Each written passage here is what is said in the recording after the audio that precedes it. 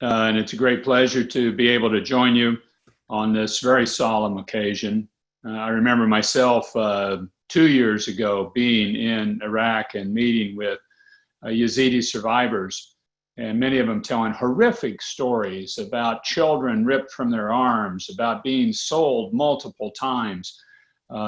As a person that's worked on human rights activities for a number of years, I heard some of the most horrifying stories that I've heard anywhere in the world that happened to Yazidis, and it was horrible, incredible, and the world community needs to stand with the Yazidi people to help them and move forward. I want to thank the Yazidi people for standing up around the world and helping the rest of the world to recognize the need for religious respect, not just tolerance of different people's ideas about faith, but respect and even love for people that are of a different faith.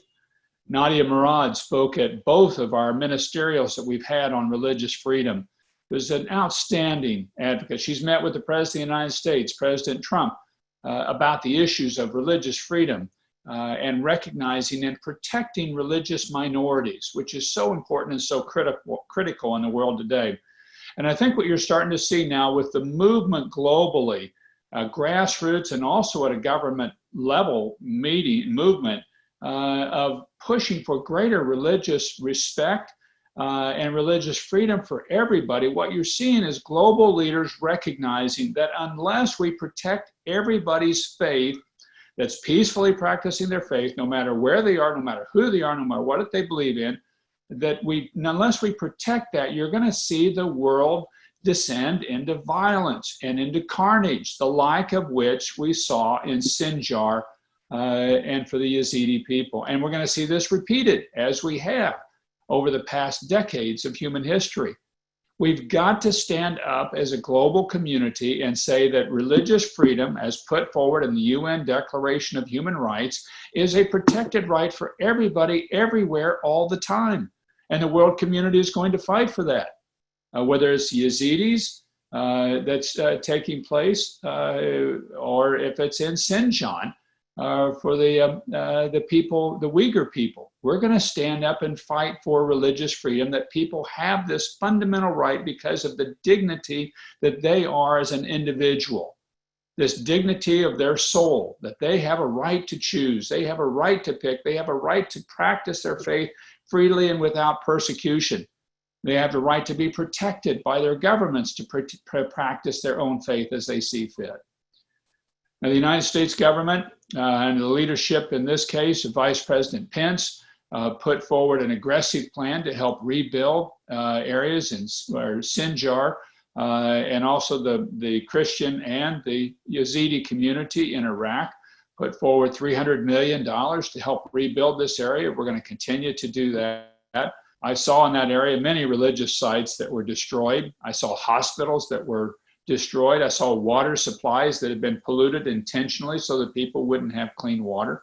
We need to, as an international community, and the United States is committed to this, to help in rebuilding those places and to standing for justice. There also are thousands of people still missing, still Yazidis that are missing, and we need to actively push for them to be found and returned to their families and for justice to be served. For people that have persecuted others of faith and done these heinous activities, justice needs to be served, and these people need to be brought to justice, tried, and issued a due punishment for what they have done to others.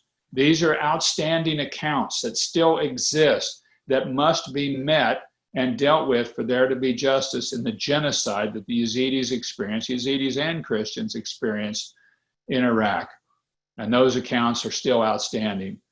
So in this sixth anniversary, it's my hope that by the time we get to the seventh anniversary, that a number of these issues are met, that the people that are kept and that are held against their will now are released and they're back with their families. That people that did these horrific activities are brought to justice and tried before there is a seventh solemn anniversary of what this event that took place. These are the things we need to commit ourselves to now, that the rebuilding efforts continue and get close to completion by a 7th anniversary, so that the people they can return back to the Yazidi people can return back to their home communities and resume their lives and resume their culture. We're thankful to the Yazidi people, a number of which have resettled in the United States, many in a state north of my home state of Kansas, in Nebraska. I presume some of them are probably listening and watching this webinar. But this is not an issue that's forgotten.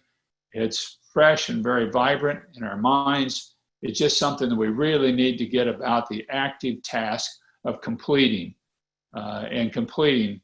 before another anniversary date rolls around. Thank you for allowing me to join you. God bless you. And we pray for justice and freedom for the Yazidi people. Thank you.